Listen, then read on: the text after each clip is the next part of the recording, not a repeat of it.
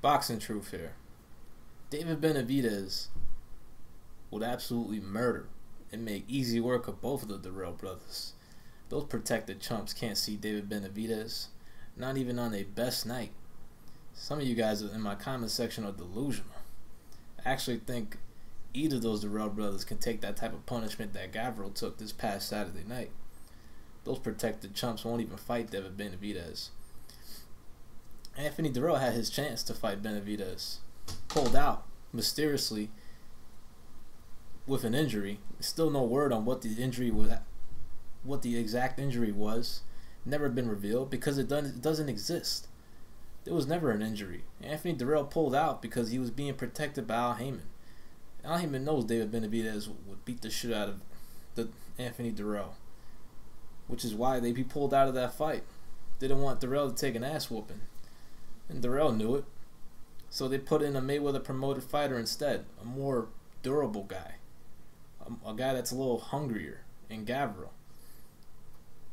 And Mayweather was hoping the fight would go to distance. He had one of those judges paid off. I mean, 116, 111 in Dirrell's favor. Definitely on that money team. Look, Mayweather fanboys, the money team lost that night. They take the L. It wasn't controversial at all. It was pretty clear victory. That knockdown was weak. I mean, Dirrell was getting his ass whooped the entire round and landing a little jab. You still going to give him a 10-8 round even though he got his ass whooped the entire round?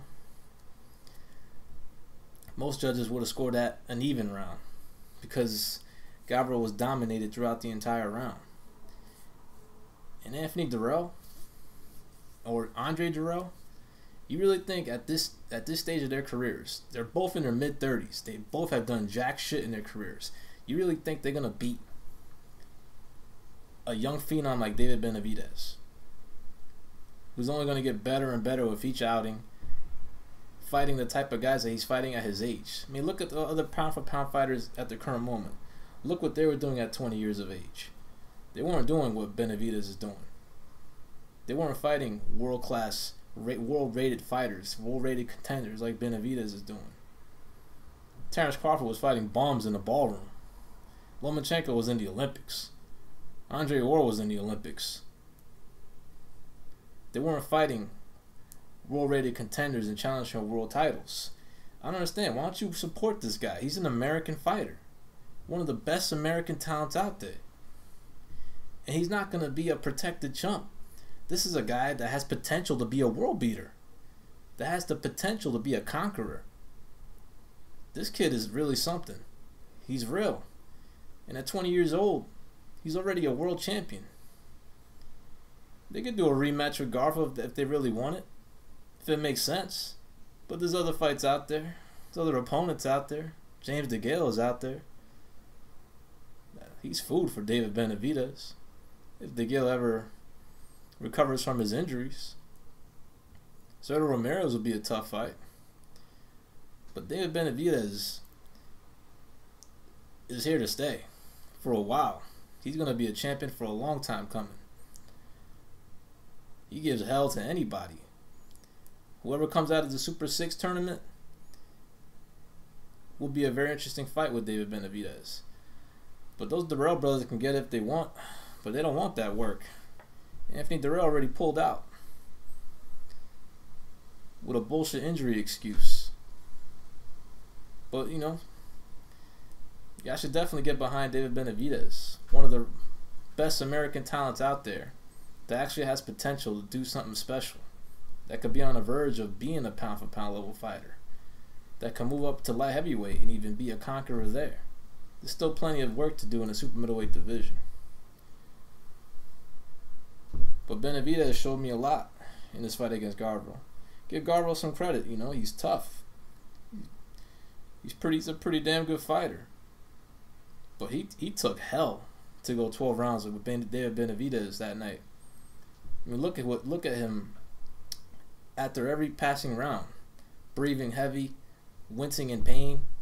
It took a lot out of him just to go 12 rounds with that monster and David Beneavidez. And that type of experience is only going to make him a better fighter. It's going to keep him humble. It's going to keep him learning, and that You're not gonna knock everybody out. This dude's gonna be scary good within the next few years. The guy's not even in his prime yet. He's already a world champion, already beating the shit out of grown men and world-rated contenders. Look out for David Beneavidez, y'all. He's a freight train coming through. A young, super middleweight version of a Mike Tyson. Let's hope his prime is not as short as his was. But I don't see it. The kid is hungry. He's dedicated, motivated, and he's still hungry to prove more in the boxing world. He wants to unify titles. And he ain't going to be no protected chump like those Dirrell brothers. Dirrell brothers are done. I don't think Anthony's ever going to fight David Beneavidez. And Andre Dirrell, that protected chump actually got away with a disqualification win against Ukitaski. It's unbelievable. Got knocked out at the bell and somehow gets away with a win for laying down on the ground like the chump that he is. But any of you Dirrell brothers can get it. Take the bait. Step up. And watch what happens to you when David Beneavidez gets his hands on you. Both of you, one of you. Whoever wants that work. This is Boxing Truth. I'm out.